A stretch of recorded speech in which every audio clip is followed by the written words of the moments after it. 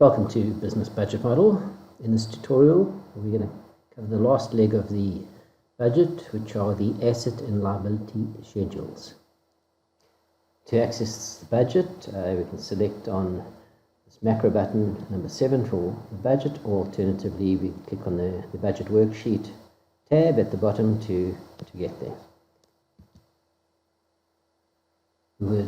By default, the landing page is on the income statement side, but we want to deal with the schedules. Let's start with the assets. So we're going to select the schedules for assets button at the top, click on there, and it takes us down to the schedules of the assets. The first would be equity investment.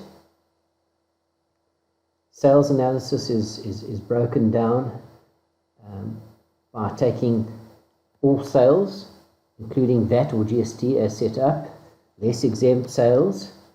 It will then separate the cash sales, subtracting VAT, and the cash sales that are exempt from VAT or GST. It will then do the VAT or GST on the sales, and similarly for the account sales, subtracting VAT and exempt, and the VAT gives us the total sales of that amount including VAT. And this is obviously analysed by month.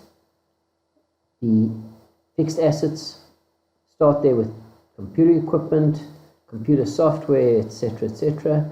These are all on the schedules.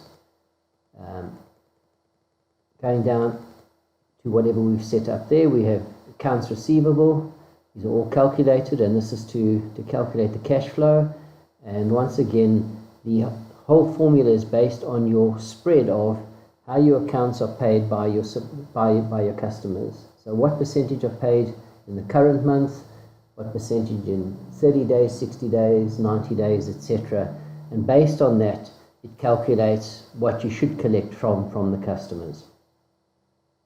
There are various other assets. Remember, all of these that are shaded, all these names shaded in the pale yellow, unless they are default names used by the system. For example, accounts receivable is a default name. These others are soft names. In other words, you can call them whatever you have decided in your chart of accounts. For all of the schedules, you'll have any additions that you would enter. So once again, these are brown shaded cells. Any additions you'll enter, repayments, adjustments, and then if there's interest charged for whatever reason on that account, it will calculate and charge interest. So the same principle applies to all of these assets going down.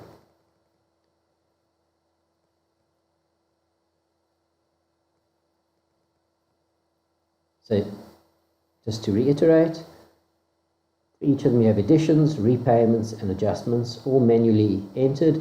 Any repayments would be a negative amount.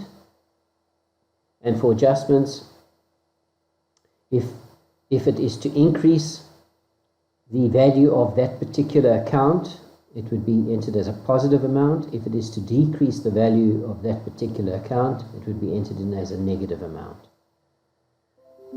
The same principle applies for your schedules of liabilities.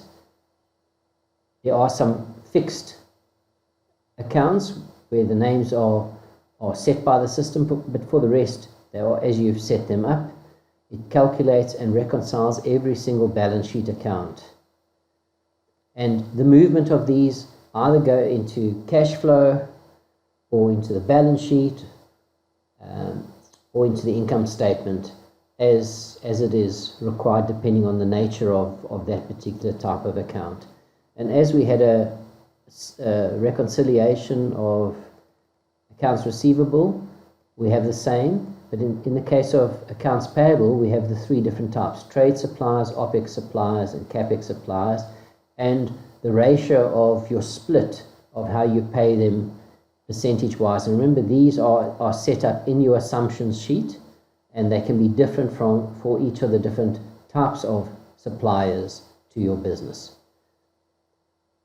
Further down, there's an OPEX analysis for cash, for VAT or GST, depending upon how you've actually set it up. There's the VAT or GST reconciliation. You have whatever other accounts you've set up in your current liabilities, for example. You'd have the three categories of additions, repayments, and adjustments with an interest factor if applicable, and so that applies through all your current liabilities going through. So the important thing to note is that every single account, you track the movement of how it increases its value by additions or adjustments, how it decreases its value by repayments or adjustments, and those transactions that you enter in there, those amounts will either affect your income statement or your balance sheet, and they may or may not affect your cash flow depending on what it is. But it's important to notice or to remember that repayments are entered as a negative amount, and additions positive, and adjustments, it's a positive increase, it's a positive amount. If it reduces the value, it's a negative amount. And that completes the tutorial for your schedules, for your assets and your liabilities.